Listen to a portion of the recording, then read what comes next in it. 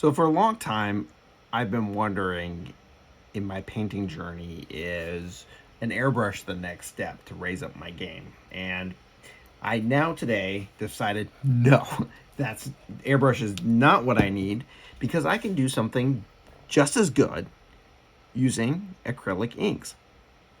The idea here is that we can use acrylic inks to wet blend directly on the model and create these buttery smooth transitions that provide us the vibrant undercoats we want before we go into actual painting. So what you see here is an example of that, in one of my scrap models that's FDM printed, and you have blue, green, yellow transitions, creating a nice transition between each color base, and providing that sort of zenithal effect we want before we go into actual painting the model. That's one example. Here's another example where we have a blue, purple, and then cadmium blue up here. And here's an example where a more finished model, where we have undercoated with the Liquitex acrylic inks to create a nice undercoat, and then come over with a very dilute contrast on top.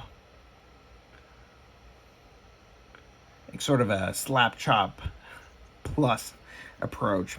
So I got a demo here where I've taken the Liquitex acrylic inks. You have the blue, violet, and umber brown here.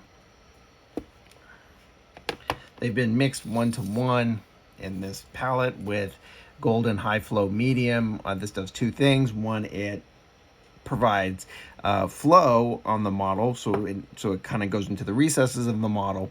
The other thing it does is it extends out the working time and the drying time for the ink, so that you have a little more time on the model to actually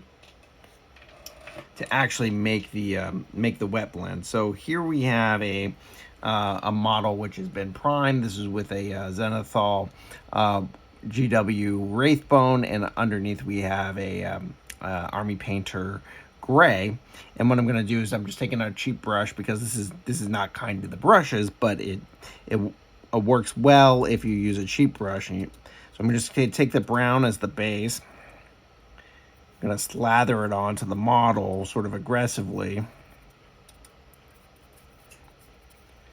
And then before it dries, you can blot that out and bring our next color, which is the purple here. And we're going to blend, we're going to repeat it in sort of the mid zones of the model. And now we're going to start to blend those together.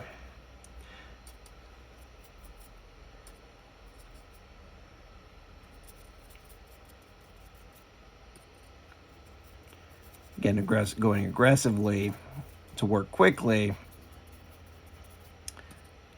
while to keep that working time going. And here we're going to bring the blue at the end to give sort of a necrotic sense of this sort of ghouly hand that's going to be coming out of the ground. So the fingertips are blue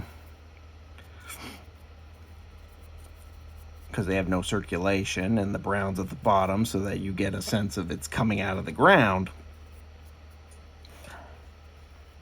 And there you have it. This will dry in about 15 to 20 minutes, and then it's going to be workable for paint. All right, enjoy, guys. Happy painting.